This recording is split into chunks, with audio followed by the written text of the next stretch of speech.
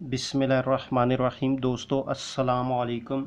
आज की इस वीडियो में हम एडजस्टिंग एंट्री नंबर 4 डिस्कस करेंगे।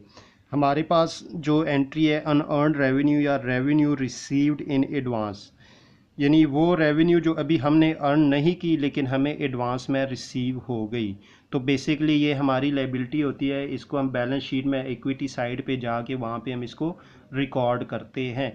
अब इसको हम डिस्कस करते हैं। Revenue received in advance but not earned it is called unearned revenue, यानी वो रेवेन्यू जो हमने एडवांस में रिसीव की लेकिन अभी हमने इसको कमाया नहीं, तो इसको हम क्या कहेंगे? अनअर्न्ड रेवेन्यू कहेंगे। यानी इसके अगेंस्ट अभी हमने सर्विसेज पे नहीं किए, तो ये इसलिए हमारे लिए लायबिलिटी होती है।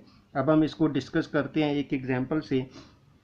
सपोज़ हमने एक बिल्डिंग दी है रेंट पे, और जो हमारा अकाउंटिंग ईयर क्लोज़ होता है वो 31 दिसंबर को हमारा बुक ऑफ अकाउंट जो है वो क्लोज़ होती हैं ऑफ अकाउंट। तो बेसिकली अब यहाँ पे देखें हमें हुआ क्या कि जो रेंट हम रिसीव कर रहे हैं वो रेंट 10,000 पर मंथ, लेकिन दिसंबर में क्या हुआ कि उस बंदे ने हमें 20,000 रेंट पे कर दिया। यानी वी रिसीव्ड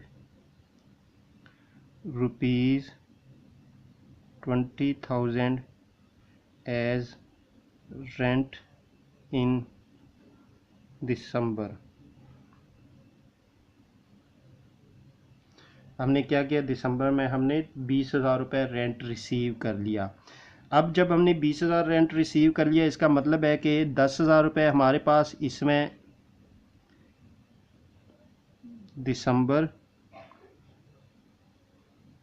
रेंट रुपीज़ 10,000 और जनवरी रेंट नेक्स्ट ईयर रुपीज़ 10,000।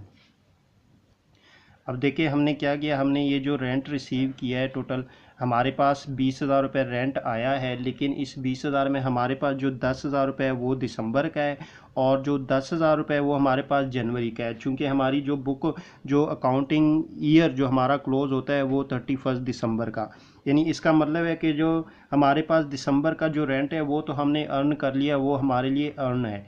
लेकिन जो हमारे जनवरी का जो हमारे पास रेंट जो हमने 10,000 एडवांस में रिसीव किया, इसका मतलब है कि इसके अगेंस्ट अभी हमने या उस बंदे ने हमारी बिल्डिंग यूज़ नहीं की लेकिन उसने हमें एडवांस में 10,000 दे दिया। अब ये जो 10,000 है इसको हमने एडजस्ट करना है, इसको हमने देखना है कि इसका जो है बैलेंस शीट में और प्रॉफिट एंड लॉस अकाउंट में क्या इफ़ेक्ट है, और इसको जो हम इसकी एंट्री कैसे पास करेंगे, इसको हम कैसे एडजस्ट करेंगे।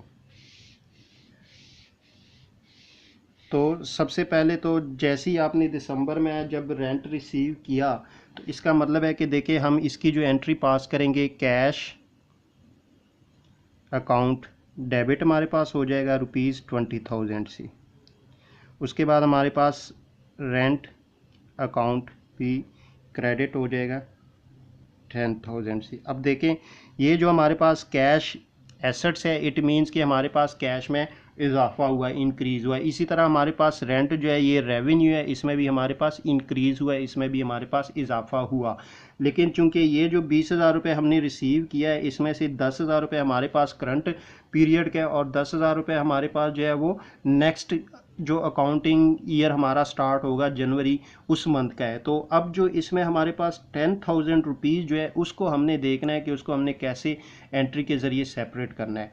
अब देखिए सबसे पहले चूंकि यहाँ पे हमारी जो रेंट है वो 20,000 रुपये है, 10,000 रुपये से इंक्रीज़ कर गया है, जबकि यहाँ पे हमारे पास 10,000 होना चाहिए था।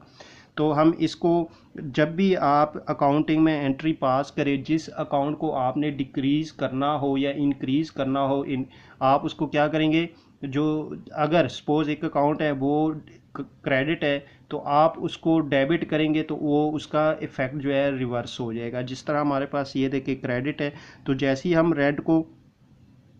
रेंट अकाउंट को 10,000 से डेबिट करेंगे तो इसका मतलब है कि इस में से ये 10,000 माइनस हो जाएगा, तो ये ऑटोमेटिकली बैलेंस हो जाएगा। और इसी तरह यहाँ पे हमारे पास दूसरा अकाउंट आएगा अनअर्नड रेवेन्यू या रेंट अकाउंट, जो हमने अभी इसको किया है। देखिए यहाँ पे हमारे पास क्या हुआ, यहाँ पे हमारे पास इसमें जो है डिक्रीज हुआ।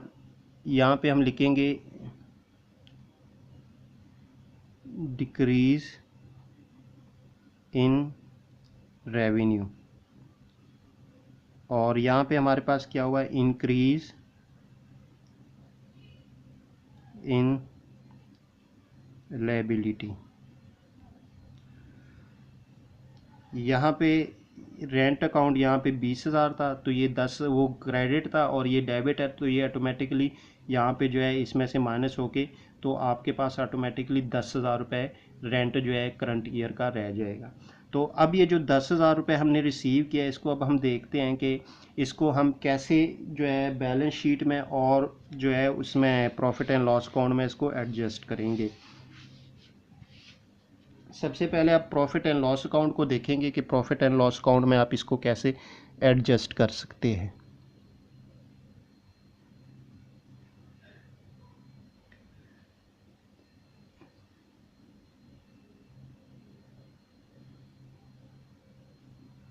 ये हमारे पास प्रॉफिट एंड लॉस अकाउंट है, ये हमारे पास डेबिट साइड है और ये हमारे पास क्रेडिट साइड है। और यहाँ पे हमारे पास ये डिटेल और ये रुपीज़, ये भी डिटेल्स और रुपीज़। ये जो हमारे पास क्रेडिट साइड है ये हमारे पास रेवेन्यू की साइड होती है।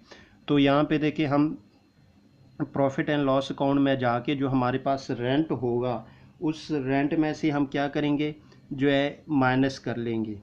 अब हमारे पास जो टोटल रेंट रिसीव हुआ है, सपोज़ हमने जनवरी में जो एक दिया है अपना, ठीक है, बिल्डिंग दी है और हमने उसमें जो 10,000 जो हिसाब से हमें जो रेंट रिसीव होना था वो 1,20,000 होना, लेकिन हमने कितना रिसीव किया, 1,30,000। अब यहाँ पे देखें रेंट रिसीव्ड 1,30,000 लेस अनअर्नड 10,000 रुपये, तो ये हमारे पास जो टोटल रेंट रह जाएगा यहाँ पे हम लिखेंगे 1,20,000। यानी जो आपका अनअर्नड जो रेंट होगा या रेवेन्यू, कोई भी रेवेन्यू होगी, तो प्रॉफिट एंड लॉस अकाउंट में आप उस कंसर्न रेंट अकाउंट में से उसको माइनस कर लेंगे, लेस कर लेंगे। ये एक इसका इफ़ेक्ट हो जाएगा, और दूसरा जो इसका इफ़ेक्ट होगा वो आपके पास बैलेंस शीट में होगा। हमारे पास चूंकि बैलेंस शीट में दो साइडें होती है, एक हमारे पास एसेट साइड होता है और दूसरी साइड जो हमारे पास होती है वो, यानी देखिए यहाँ पे हम एसेट्स और यहाँ पे हमारे पास इक्विटी में हमारे पास लायबिलिटीज़ होती है और ऑनर इक्विटी जो कैपिटल वगैरह होता है। यहाँ पे भी आपने रुपीज़ लिख लेना है। अब यहाँ पे आपने क्या करना है, यहाँ पे अनअर्नड रेवेन्यू जो है वो आपने यहाँ पे ऐड कर देनी है 10,000 से। ये आपने इसलिए ऐड करनी है क्योंकि देखिए ये अभी रेवेन्यू हमने अर्न नहीं की, यानी उस बंदे ने अभी हमारी बिल्डिंग यूज़ नहीं की, लेकिन उसने हमें एडवांस में 10,000 रुपये दे दिया, तो ये हमारी लायबिलिटी है। जब तक वो हमारी बिल्डिंग यूज़ नहीं करेगा तब तक ये हमारी लायबिलिटी रहेगी। जैसे ही वो उस मंथ का उस बिल्डिंग को यूज़ कर लेगा तो ये जो हमारी लायबिलिटी होगी ऑटोमेटिकली ख़त्म हो जाएगी, ये हमारी इनकम बन जाएगी। इसी तरह यहाँ पे हमने क्या किया, हम यहाँ पे जितने भी आपके अनअर्नड रेवेन्यू होंगे या इनकम होगी वो आप कंसर्न अकाउंट में से माइनस कर लेंगे, प्रॉफिट एंड लॉस अकाउंट में से। तो इस तरह आपका जो है ये जो अनअर्नड रेवेन्यू या रेवेन्यू रिसीव्ड इन एडवांस जो है इसकी ट्रीटमेंट होती है।